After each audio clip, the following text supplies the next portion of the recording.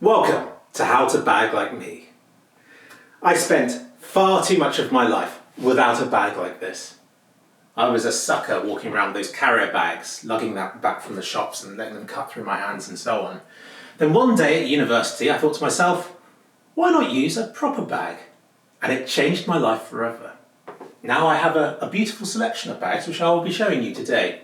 The first is probably the most boring. It's my gaming laptop bag. Because if you have a laptop, you obviously want somewhere to put it, and it turns out gaming laptops are always bigger than the sizes they're meant to be. So if you have a 15.6 inch laptop, you'll need a 17-inch bag to put a gaming laptop in because it's that thick. So that's what this is for. And it also has enough space for all the games and other stuff that you'll need for a LAN party. So this is what I would take away for a weekend or LAN party somewhere. Now these are the ones I like.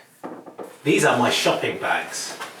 Because you don't just need a bag, you need one that's big enough for a whole shop. This is one that I have been using for years. It has served me faithfully, I still use it.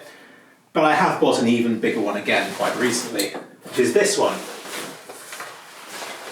think this is like 110 litres, although I don't think they ever are what they claim to be. But it's pretty much the biggest one that I could find. You could fit a child in there.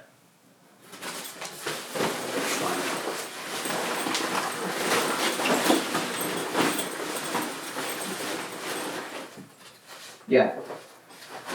But if you have a trolley's worth of stuff, this will take a large percentage of it. You might want a few carrier bags as well for overfill or just to distribute the weight more, but this will take a lot of stuff. I need to make another video at some point explaining how to fill one of these, because when you've got this much stuff in the bag, you need to put the solid stuff at the bottom so it doesn't break like the eggs if you put them in first. So yeah, you have the heavy stuff like drinks, bottles and frozen stuff at the bottom, but then you want the frozen stuff at the front so it doesn't touch your back and make your back all wet and cold and defrost all the items.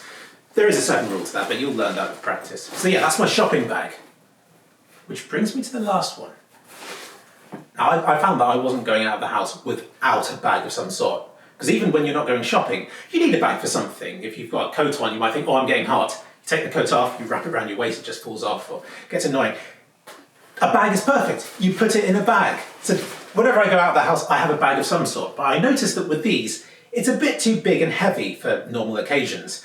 I found that it was making my back sweaty, so I ended up just carrying it on one shoulder, which itself is a hassle. Which is why I invested in a proper hiking bag. I consider this to be a part of me now. I wouldn't leave the house without this.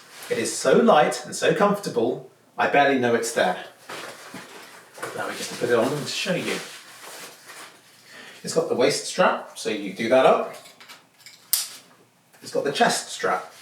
This all takes the weight off your back.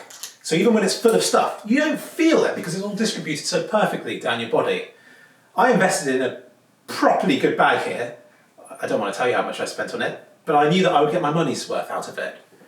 It's even got a little gap between the bag and my back, so that my back doesn't get sweaty. I don't normally like that feature because it does eat into how much you can get into the bag. I think this is a 32 litre. It's the biggest one that they do. I wouldn't go any smaller than this. I think there's a 16 and 24 as well, but this is just enough to get my 2 litre bottle of water. Take that everywhere as well. A coat of some sort and a picnic. So if you're going up a mountain or just going on a walk somewhere and you might pop into the corner shop, this is ideal. If you're going to go shopping, get the bigger ones instead. So you've got a rape whistle. Help.